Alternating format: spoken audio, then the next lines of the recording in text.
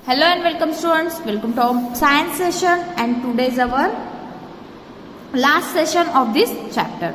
So let's start students. Did you know, आपको मालूम है the human body defends itself against communicable diseases through 6 major barriers. देखो human body जो है वो डिफेंड करती है मतलब रोकती है. डिफेंड मतलब हमारी जो ह्यूमन बॉडी है वो खुद से ही रोकती है कुछ कम्युनिकेबल डिसीजेस से. कुछ 6 मेजर बैरियर मतलब क्या, अड़चन है ना.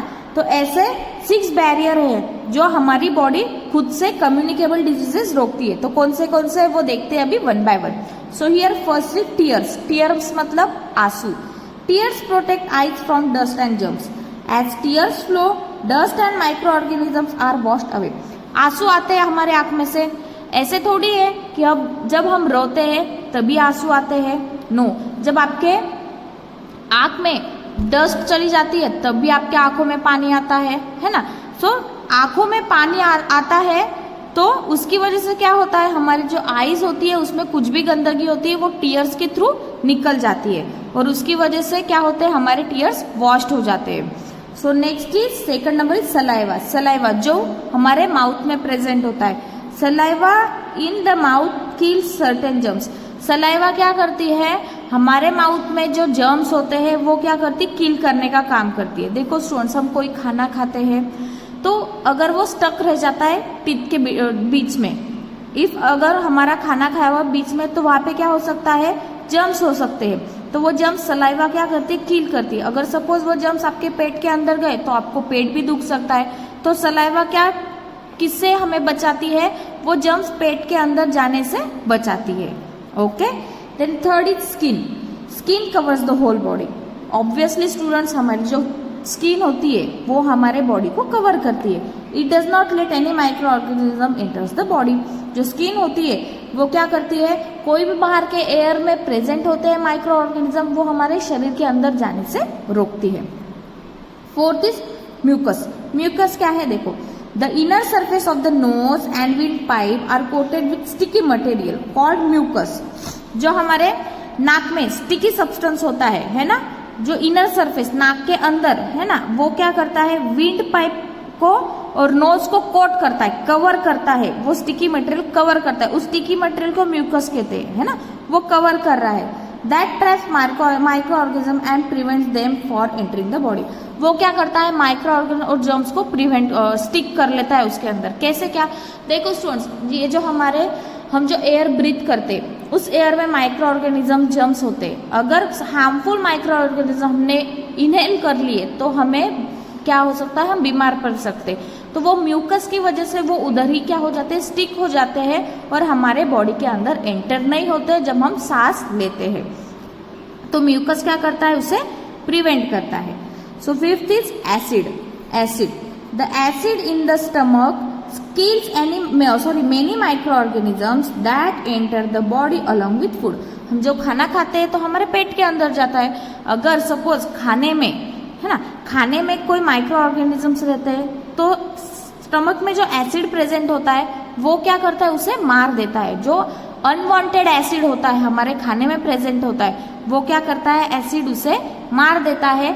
अगर वो एसिड हमारे पेट में रहा तो हमें बहुत सारी बीमारियां हो सकती है. Now last is white blood cell. Normally at least a few germs enter the body. बहुत कम तौर पर हमारे बॉडी में माइक्रो ऑर्गेनिजम्स एंटर होते हैं.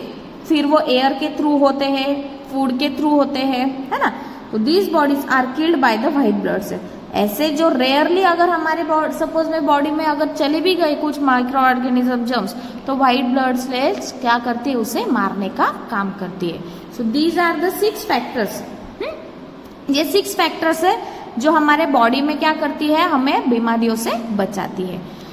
Next is how to prevent the spread of communicable diseases. जो कम्युनिकेबल डिसीजेस है, कनेक्टिंग वाले डिसीज, एक दूसरे के कम्युनिकेशन में आके जो डिजीज है उसे अगर हमें प्रिवेंट करना है, बचना है तो क्या करना है.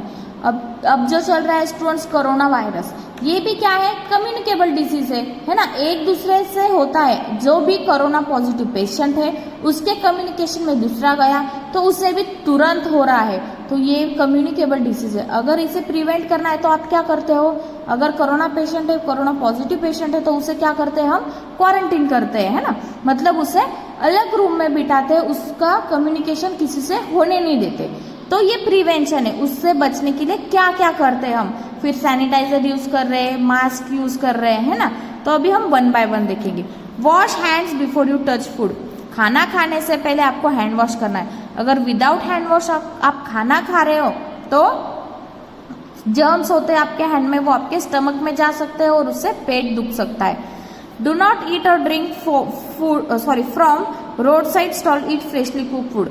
जो ठेले लगे हुए होते हैं पानी पूरी या फिर सैंडविच, समोसे, ये जो बाहर खाते हो ना आप, वो खाना नहीं चाहिए। आपको घर पे बनाया हुआ फ्रेश फूड खाना है, बासी खाना खाना नहीं है।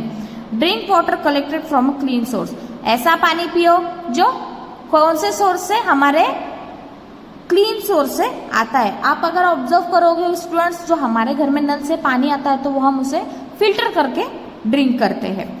डू नॉट डिस्पोज गार्बेज और ऑन वाटर सोर्सेज, और जो वाटर सोर्सेस है जैसे कि तालाब है और नदी है, उसके वहां पर आपका जो भी गार्बेज है वो थ्रो नहीं करना चाहिए। Always dispose of garbage in a covered dustbin, जो कचरा होता है वो हमेशा डस्टबिन, जो कवर डस्टबिन होता है उसमें आपको डालना चाहिए, क्योंकि उसकी वजह से जर्म्स नहीं होते हैं। Do not let water collect in your surrounding, ये भी पॉइंट मैंने आपको एक्सप्लेन किया। आपके सराउंडिंग में ऐसी चीजें नहीं रखना है जिसमें पानी कलेक्ट हो सके। ट्रिम योर नेल्स रेगुलरली, आपके जो नेल्स है वो रेगुलरली क्या करना चाहिए, ट्रिम करना चाहिए, काटना चाहिए। क्यों, क्योंकि उसमें नेल्स में क्या हो जाते हैं स्टूडेंट्स, जर्म्स अटक जाते हैं। गेट वैक्सीनेटेड अगेंस्ट डिसीजेस, जब कोई डिसीज हो रहा है तो आपको वैक्सीन लेना चाहिए उससे बचने के लिए। अभी देखो कोरोना में है तो कोरोना में सब क्या कर रहे हैं, वैक्सीन ले रहे हैं। क्यों, क्योंकि कोरोना से बचने के लिए। So these are the points to prevent the spread of communicable diseases. Next is in the class tick the correct option. House flies spread, घर की मक्खियां क्या स्प्रेड करती है, टाइफाइड, मलेरिया या नाइट ब्लाइंडनेस, क्या स्प्रेड करेगी। मलेरिया तो किससे स्प्रेड होता है, मच्छर से। नाइट ब्लाइंडनेस किससे स्प्रेड होगा, नाइट ब्लाइंडनेस क्या है, नॉन कम्युनिकेबल डिसीज है, तो typhoid is your answer. Diabetes is a communicable और non communicable disease, non communicable disease. Lack of iron in blood causes, जो आयरन हमारे ब्लड में कम होता है उसकी वजह से क्या होता है, एनीमिया होता है। So this is your answer, you have to tick in your text book. Now last topic is vaccination. क्या है वैक्सीनेशन, ये वर्ड सबने सुना है, अभी फिलहाल तो हम रोज ही सुन रहे हैं न्यूज में या फिर घर जो हमारे पेरेंट्स होते हैं उनके मुंह से तो हम ये वर्ड रोज सुन रहे हैं। वैक्सीनेशन, वैक्सीनेशन का मतलब क्या होता है देखते हैं अभी। We are expose to germs all the time, हम हर टाइम जर्म से घिरे हुए रहते हैं students. Germs can enter the body through the air your breath, आप जो सांस लेते हो है ना, तो एयर उसकी तौर पर जर्म्स आपके बॉडी में एंटर कर सकते हैं उसके through. The food you eat, जो खाना खाते हैं हम, उसके थ्रू जर्म्स हमारे पेट के अंदर जा सकते हैं। The water you drink and through wounds on your body, जो पानी पीते हो वो अनक्लीन रहा तो उसके थ्रू भी जर्म्स हमारे बॉडी में एंटर होते हैं। और वुंड्स मतलब हमें अगर कुछ इंजरी हो जाती है उसके थ्रू भी हमारे बॉडी में जर्म्स एंटर हो सकते हैं। Germs often enter the body but most of times do not cause diseases, हमेशा मतलब ऑफन का मतलब हमेशा हमारे बॉडी में किसी ना किसी वजह से किसके ना किसी के थ्रू जर्म्स हमारे बॉडी में एंटर होते हैं। लेकिन इसका मतलब ऐसे नहीं कि जर्म्स एंटर हो गए तो आपको बहुत बड़ी बीमारी हो गई, no. The ability of the body to resist disease is known as immunity, जो हमारे बॉडी में एबिलिटी है, क्या है एबिलिटी, क्षमता है जो डिजीज को रेजिस्ट कर रही है, कि डिजीज को जो जर्म्स को है वो रेजिस्ट करती है, उससे क्या बोलते हैं इम्यूनिटी। अब देखो स्टूडेंट्स, जिसकी इम्यूनिटी पावर अच्छी है वो ज्यादा बीमार नहीं पड़ता है। तो इम्यूनिटी मतलब क्या है एक्चुअल में, जो डिजीज से लड़ने की ताकत, उसे ही इम्यूनिटी पावर बोलते हैं। तो देखो आप बहुत अभी एड्स चल रही है, ये ड्रिंक लेना चाहिए, वो आपको खाना चाहिए, च्यवनप्राश खाना चाहिए, ये खाना चाहिए, क्यों, क्योंकि आपकी इम्यूनिटी पावर बढ़ती है। अगर आपकी इम्यूनिटी पावर अच्छी हो तो आपको कोरोना या फिर कोई भी डिसीज नहीं होगा। This is because the body has the ability to kill the germs. अगर आपके बॉडी में इम्यूनिटी पावर अच्छी है तो वो क्या करता है, जो बॉडी में जर्म्स है वो किल करता है before the increase in large number. वो जर्म्स आपके बॉडी में एंटर होने के बाद अगर वो बढ़ रहे तो उसे किल करता है कौन, immunity power. Then next, vaccination are in the form of oral drops और इंजेक्शन। वैक्सीनेशन कौन से फॉर्म में मिलता है, इंजेक्शन या फिर ओरल ड्रॉप। ओरल ड्रॉप्स मतलब सलाइन जो हमें देते हैं ना, यस, उसके थ्रू सलाइन में इंजेक्शन देते हैं और वो सलाइन हमारे बॉडी में जाती है। और इंजेक्शन तो आपको मालूम है। वैक्सीन कंटेन वीक और dead germs of a certain disease. Vaccine क्या करता है, फिर जर्म्स को डेड करता है।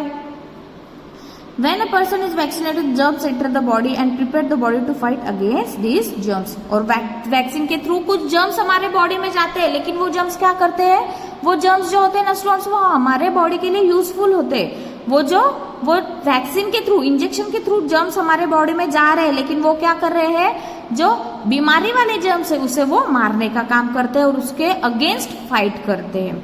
Every vaccine protect a person from certain disease.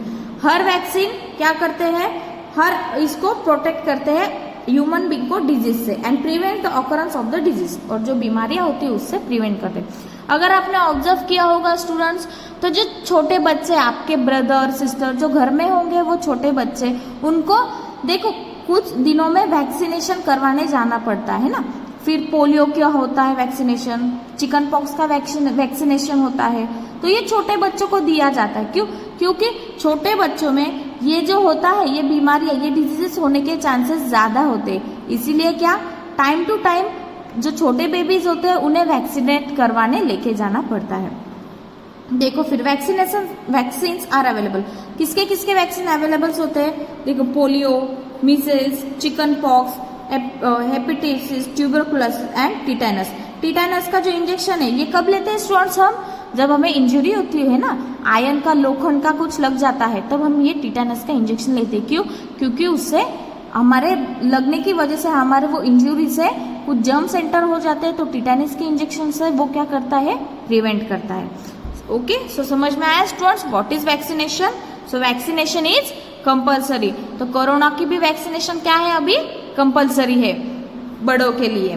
Then next is, देखो यहाँ पे पिक्चर दिख रहा है आपको, vaccine are given as injection और ओरल ड्रॉप्स। देखो कहा, ये बॉय को कहा वैक्सीनेशन दिया जा रहा है, हैंड पर, और जो छोटे बच्चे होते हैं उन्हें कमर पर दिया जाता है। देन क्या होता है नेक्स्ट स्टेप में, vaccine prepares the body to fight germs. Vaccine क्या करता है, जर्म्स प्रिपेयर करता है। ये देखो ये ग्रीन ग्रीन एरो दिख रहे हैं ना, वो क्या कर रहे हैं, ये जो जर्म्स है उससे फाइट कर रहे हैं। The body is prepare to fight and further infection of the disease. Body फिर धीरे धीरे क्या कर रही है, देखो पूरे जर्म्स गायब हो गए और वो क्या हो रहा है, डिजीज क्योर हो गया। सो दिस इज, तो वैक्सीन कैसे वर्क करता है समझ में आया students. Okay, so here next is, do you know students, pulse polio is an immunization program set up by the government of India to protect children from polio.